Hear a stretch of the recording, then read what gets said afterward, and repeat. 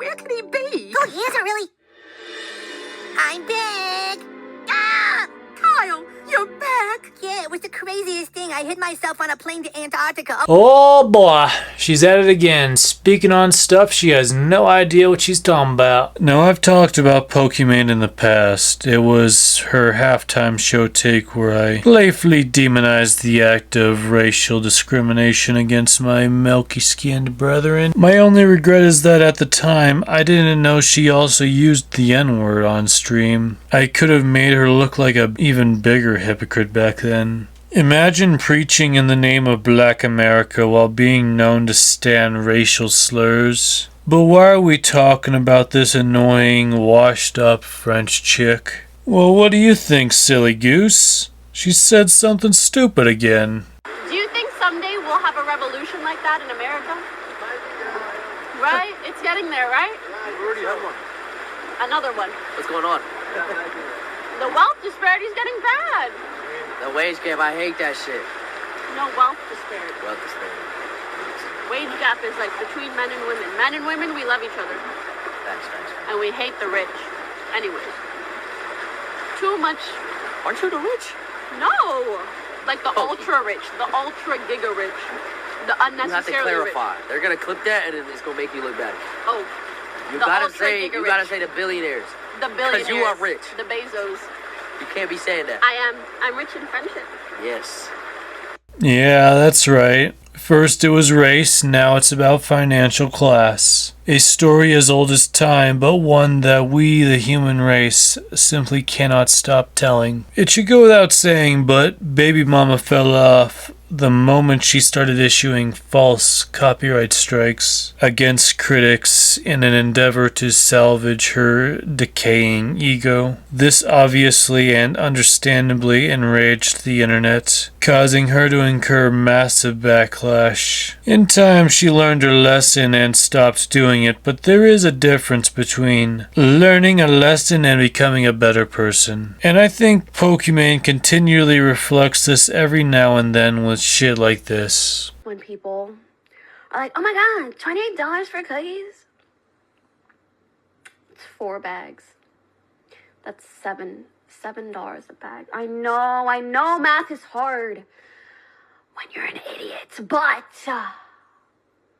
like if you're a broke boy, just say so. Anyways. If we look it up, she has a net worth of $6 billion, supposedly. I won't speak on if this is accurate, but I am showing you this to drive home the point. She does not know struggle. For women like Pokimane who profit off of their looks, it's only natural. And you know what? I don't mind that. Life is unfair, and in order to have unfairness, you have to have someone who is given something they don't deserve. Pokimane is that someone. What am I supposed to do about it? But the problem comes when the undeserving don't acknowledge just how blessed they truly are. Money alone is not the problem. Hell, if she wasn't so trashy and actually had a personality, she'd be a far less polarizing and far more popular streamer. But we are years beyond that point. So how do other people feel about it? Well, we got two perspectives, both on opposite ends of the philosophical spectrum,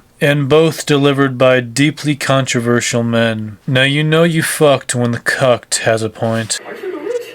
No, like the ultra rich, Shut the fuck up! No! I'm just like you poor people! On a yacht drifting through Paris making millions of dollars. Shut the fuck up. If you're gonna eat the rich, you gotta eat yourself. Holy... giga rich, the You have to unnecessarily clarify. They're gonna clip that and it's gonna make you look bad. Oh, You gotta say the billionaires. the Because you are billionaires, rich. the Bezos. You can't be saying that. I'm rich in friendship. Yes.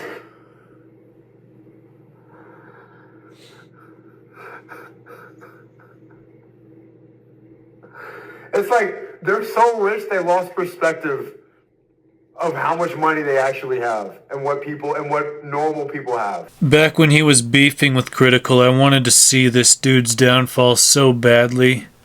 but he really mellowed out after getting his ass kicked by Sean Strickland. Don't get me wrong, I don't care for or about Sneeko, but we can somewhat acknowledge that as pathetic as he is, he's a little less insufferable now. The same can't be said for the next guy though, Pokimane's best bosom buddy Hassan Piker. Unlike Sneeko, who I'm more indifferent towards, I genuinely don't like this guy. I won't slander or defame him or anything, but he's way too blue-pilled for my liking. And if you have Hassan Piker of all people defending you, then that just speaks to the quality of your character and the sheer shallowness of the water you stand upon. Rich. The Bezos. You can't be. I mean, he was right, and they did clip it, regardless. This is literally her being less dumb than everyone else in the room, explaining the difference between millionaires and the ultra-rich who control the country even out of office is so stupid. No, you don't understand, brother. You don't understand. It's actually Pokimane that is responsible for the disparity of wealth in this country. Bro, you better be grateful that you are objectively wrong about that, because if we take what you just said at face value, you just said that a thirst trap streamer is solely responsible for every bit of economic injustice and inequality in the entire country. Now, obviously, he's not trying to say that, but this is a classic Pikerel, where he spouts some pseudo-intellectual jargon that doesn't do anything to help defend what he's standing up for, and that includes Pokimane. The surest way to destroy a stance is not through an infallible offense, but rather an incompetent defense. Things get even worse too as Pokimane added cringe to the list of grievous sins that the human race lacks the capacity to forgive. You can gaze upon this post for reference. There's nothing of substance to play with regarding this one, but folks were basically roasting her for tweeting like a teenager at the age of 28. Honestly, I don't think people would have cared as much if she had a better reputation, but what's funny is her response. I get a weird influx of weirdos commenting about my age. To be honest, I find it so dumb. At 28, I'm the happiest, richest, most knowledgeable, and self-assured I've ever been. And that only becomes more true with every year that passes. I got a weird influx of weirdos commenting on my age, huh? Nobody makes that kind of backhanded comment to downplay the people roasting them and then proceeds to go on this spiel about how happy and successful they are and actually mean it. You can say you're in a good mood or whatever, but that's different. This is just trying to prove something. Now, I've always found it funny. You've got the people on the other side of the fence. This guy makes some compelling arguments, but I've seen him get flack for not touching grass, I guess. Because this kind of post would have taken a long time to make. Or assumedly a long time. He might be a quick writer and a quick thinker for all we know. But they just don't get it. When you have posts like these, you are spilling your beliefs. It's got nothing to do with how much grass you touch. You're sharing your thoughts. You're 28, Imani. Not 18, not 80. But every year you get more self-assured and somehow less self-aware. This isn't growth, it's arrested development in HD. Streaming hours at a time, daily, since adolescence didn't empower you. It just froze you in digital puberty. You talk like a life coach, post like a thirst trap, and react like a teenager whose ego is held together by brand deals and soft lighting. This isn't harassment, it's grown adults pointing out that grown adulthood doesn't look like this. And if life really gets better every year, why do you still act like you're one comment away from spiraling into a subtweet? If this is confidence, why does it only show up when there's a camera and a curated audience? You didn't outgrow the internet. You just aged into it like spoiled milk with a ring light, preserved by validation, paid for by the same men who sexualized you into a career that you deny you capitalized on. This isn't targeted hate, it's a wake-up call. A reminder that the bubble you've built full of orbiters, yes men, and men with spare cash who defend you for a crumb of attention isn't reality. And it clearly rattled you to discover that outside of that curated echo chamber, not everyone knows you, likes you, or wants to see a grown woman caption Angie with her cleavage staged like a thumbnail. That's not empowerment, it's arrested development wrapped in a push-up bra craving for attention. And most people don't find infantilized thirst traps endearing, they find them sad. You're pushing 30 but still living like a girl whose future is stuck buffering, pausing real life just long enough to keep the illusion playing.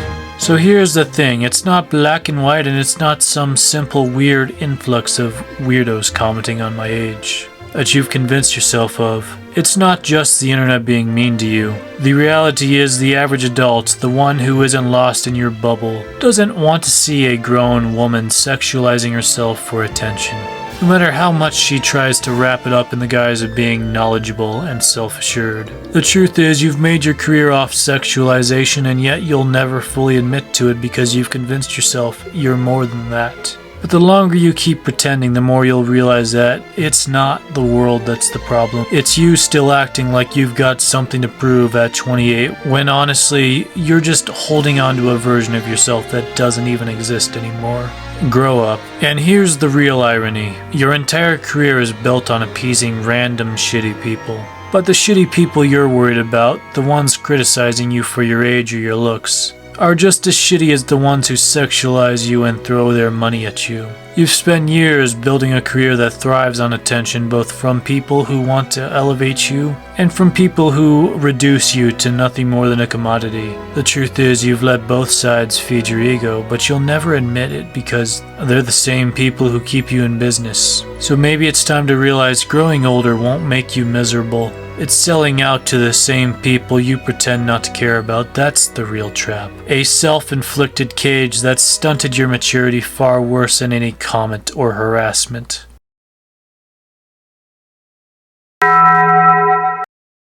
I mean, tell me he wrong. You see, the fact of the matter is, it is unironically that deep. Because he is right. The real thing going on here is that you just didn't want to look that deep. And I mean, hey, no shame in it. But why can't we just be honest about it? There is no reason this dude should be getting ratioed when all he did was bring light to the truth that we all know. And did it in a slightly more eloquent way. Yeah, that's about it. I'll catch you later.